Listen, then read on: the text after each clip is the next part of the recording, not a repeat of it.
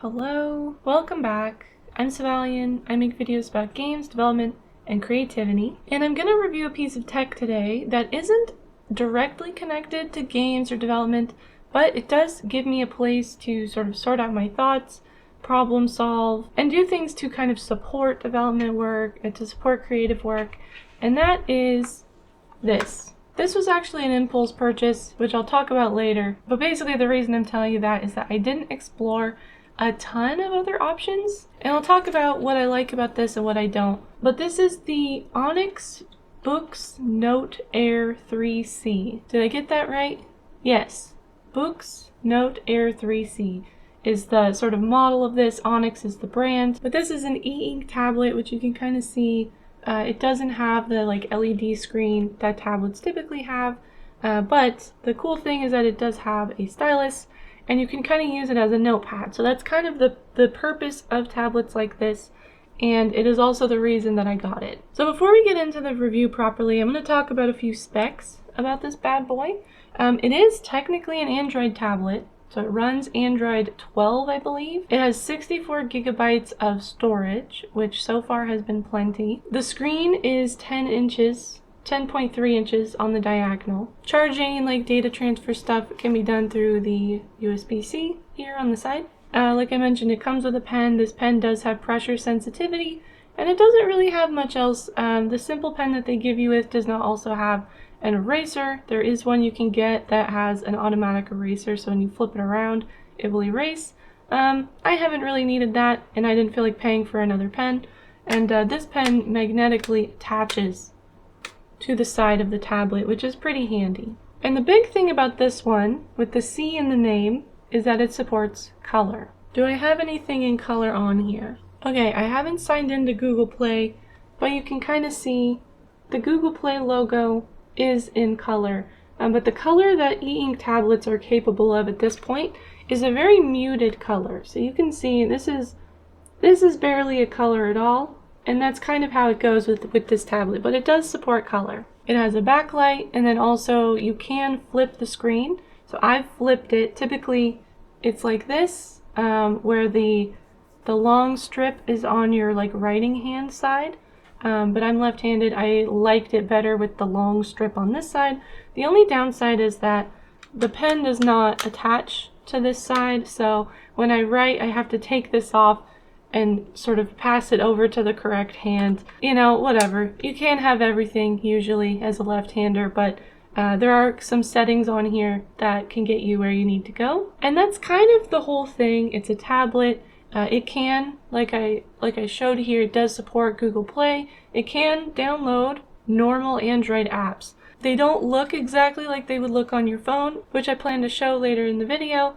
But that's kind of the overview. Now we're going to talk about setting it up. We're going to talk about what it can do and kind of what I use it for. And then at the end we're going to talk about sort of the pros, cons, what I would recommend this tablet for, and whether I regret purchasing it. So here we go. The first step after you get the tablet is to set it up.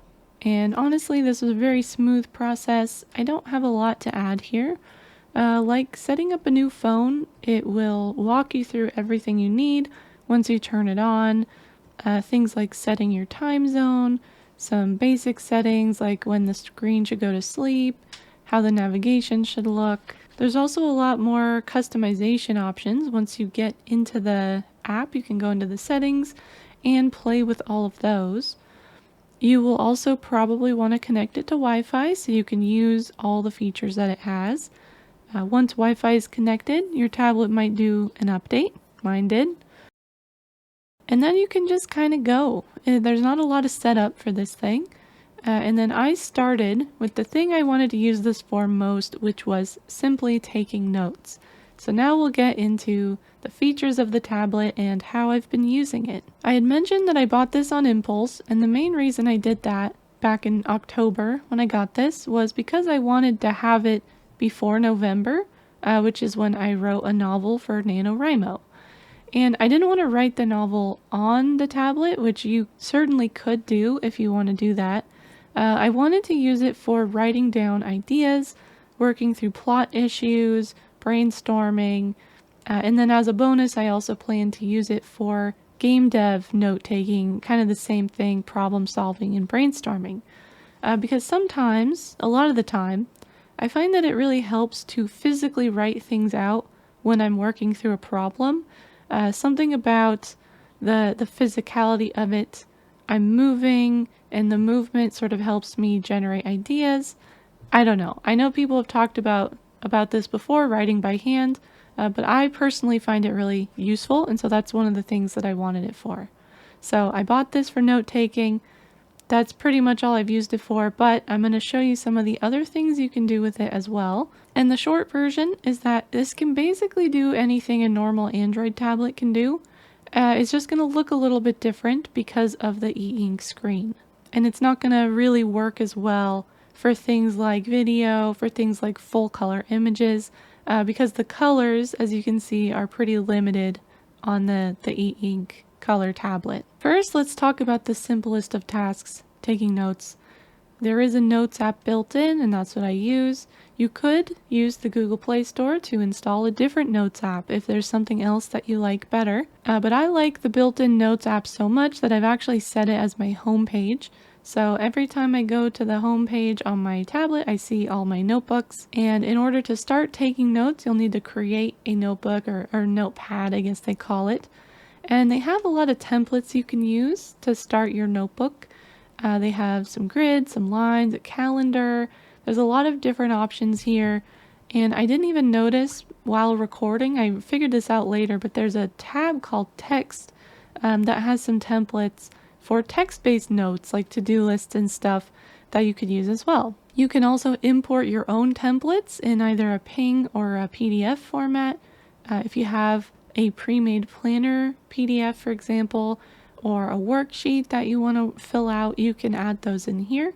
There's a folder in the storage called Note Template, and you could just drop them in there, and I'll go over how to transfer files to and from the tablet a little bit later. Once you open up your notebook, you can just start writing.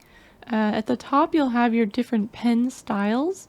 I forget what is in here by default. I have some that I've kind of fine-tuned for myself. You can click the little plus button up there to create a new pen, or if you tap on an existing one, you can either change the settings or delete it if you want to replace it with something else.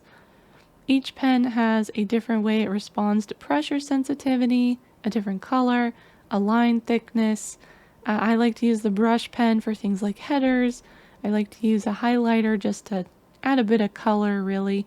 And then the normal thin pen for everyday writing. And apologies for some of this footage. I had a hard time getting my camera to focus on the tablet because the screen is a bit weird.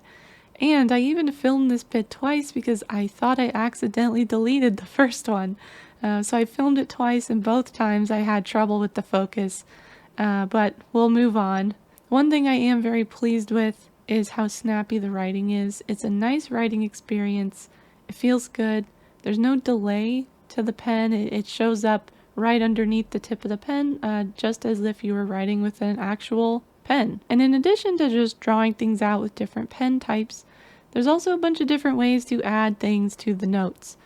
I pretty much never use any of these tools. I just draw things out, but there are a lot of potentially useful tools in here that you could use. The notes have layers, like in Photoshop or GIMP, where if you select a different layer, you can write and erase on that layer only. I would recommend using layers specifically for the text recognition, because as far as I can tell, it just sort of plops the text down anywhere. Sometimes it's like in the top left, and sometimes it's in the middle. And when you select it with the lasso tool, if it's not on its own layer, you just select everything. Maybe there's another way to deal with this, but I haven't figured it out because I don't use these very often. But the text recognition is handy if you want to handwrite a lot of notes, but then convert it into text format, for searchability or what have you. And it's in the AI tool.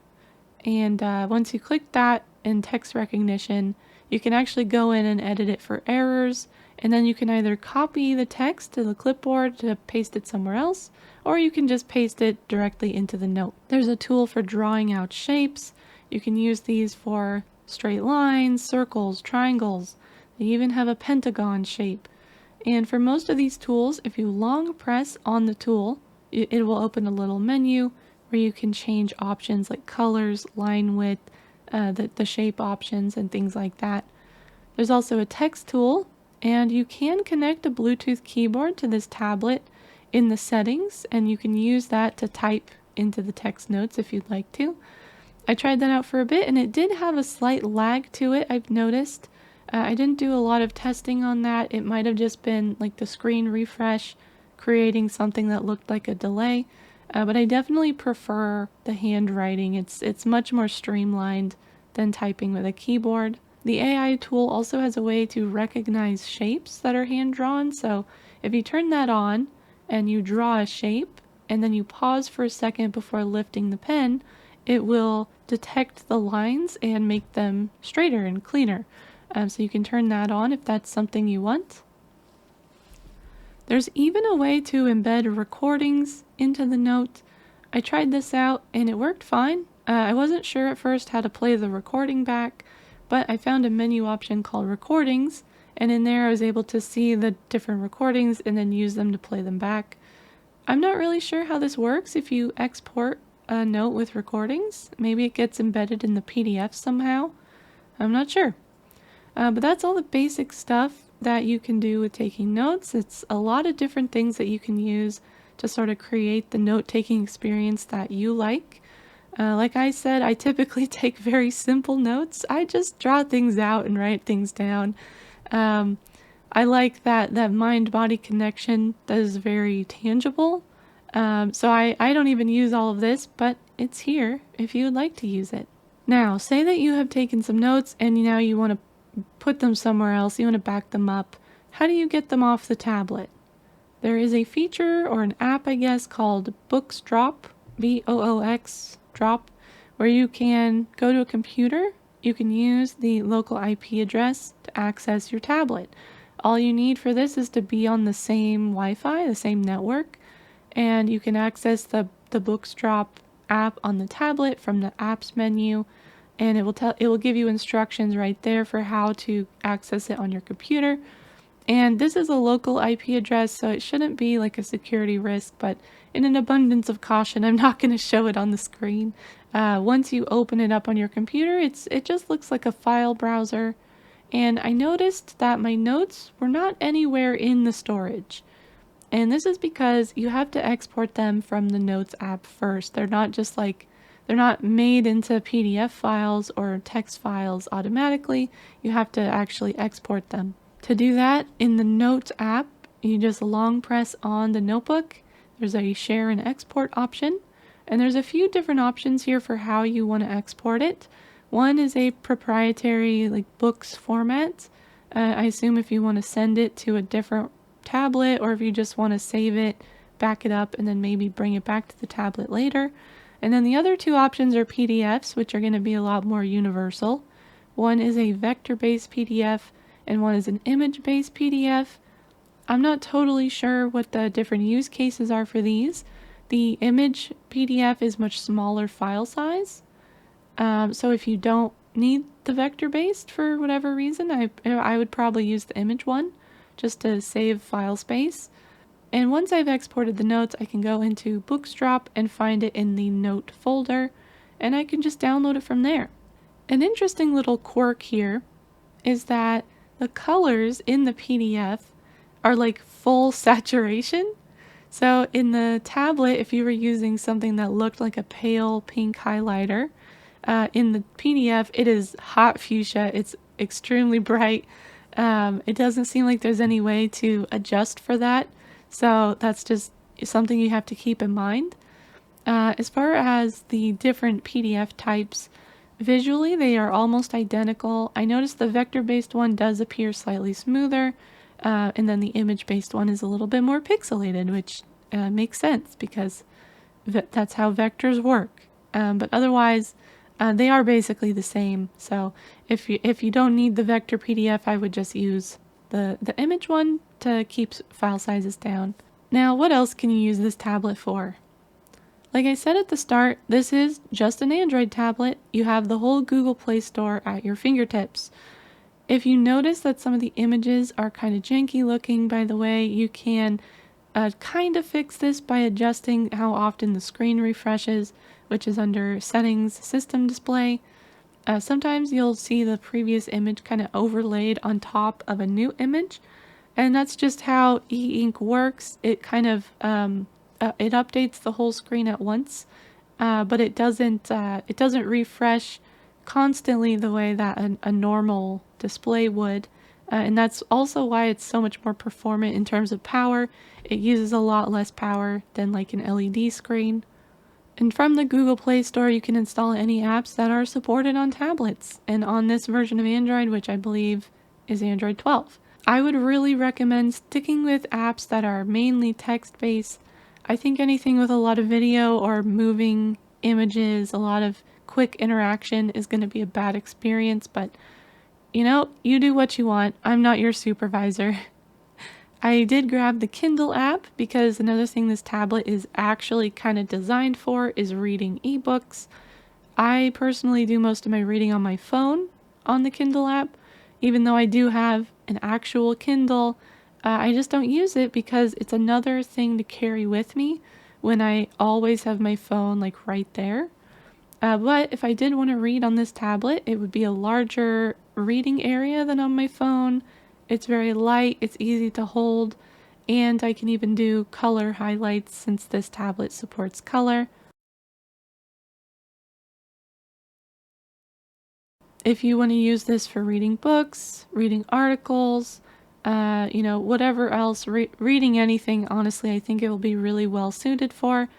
Annotating PDFs, I could see it being very useful for that as well. Maybe you want to use it to answer emails, add things into a to-do list app or a calendar app, draw out diagrams. I think there's a lot of different ways you could use this tablet that would be really useful. I haven't really explored a lot of this yet, but I think there's a lot of potential here. And because there's so much potential, it's hard to kind of cover all of this in a review because a lot of it depends on what you're going to get value out of, and that's not necessarily what I'm going to get value out of. So just consider the screen limitations, the fact that the colors are very desaturated. You know, things that are changing frequently are not going to really show up very well on the tablet. And I think you can narrow down the kinds of things that you can use it for that are going to be a good user experience. So time for the verdict. If I went back to October and I could make this purchase decision again, would I do it? I think I would. I use this tablet almost every day because the thing I found that it works really well for is morning pages. Morning pages are a concept from the book The Artist's Way, where you write just 3 pages of stream of consciousness writing every morning, and it's meant to sort of help you work through your thoughts, get things written down, prime your brain for creative work. And I do morning pages most days, and I really like them.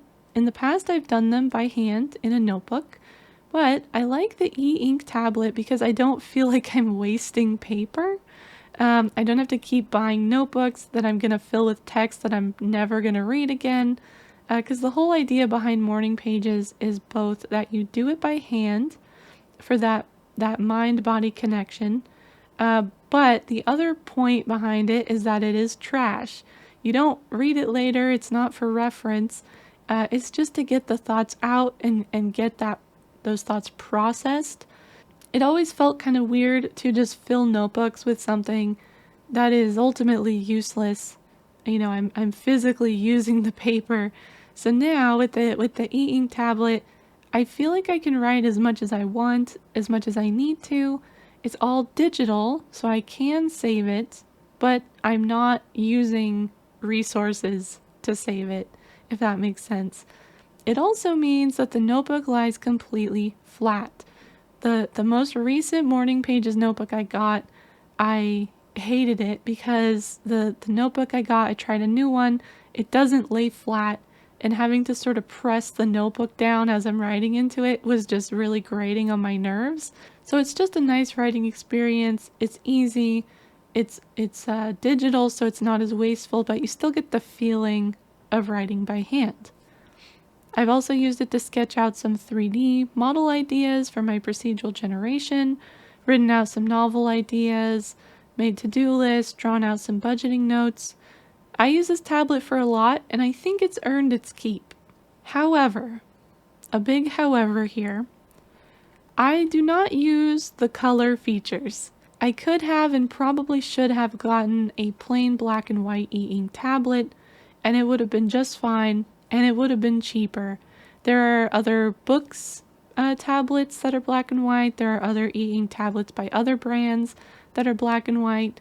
There's the Super Note that I looked at, the Kindle Scribe, which still doesn't seem great for writing. It seems more like it's designed for ebooks still, but there's a lot of different brands that you could get that are cheaper in black and white, and I probably should have gotten one of those instead. So if you're like me and you primarily intend to use the tablet for taking pretty plain notes, I would recommend getting a cheaper tablet that's pretty plain.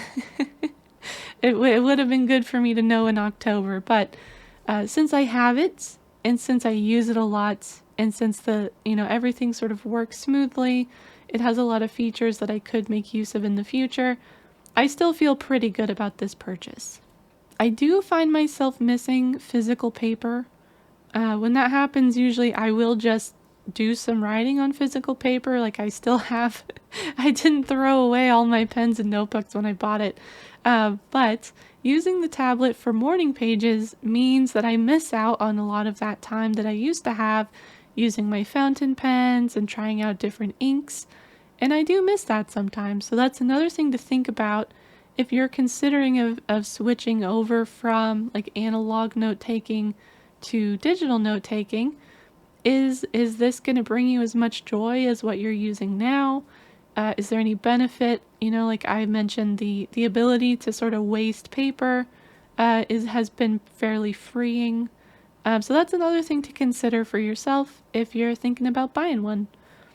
So to summarize, I really like the tablet. I find it quite useful. It's pleasant to write on. It's a nice bridge between analog and digital. However, it is definitely a luxury purchase for me. I didn't need it. I got it as a fun little toy to play with, and there are cheaper tablets that do the same thing just as well. And that's kind of the TLDR of the BOOX Note Air 3C. It's got kind of a long name, but I hope this helped. That's all I've got for today. Please subscribe and like this video if you did in fact like it, because I'll be back soon with another video, and I hope to see you there. Okay, bye-bye.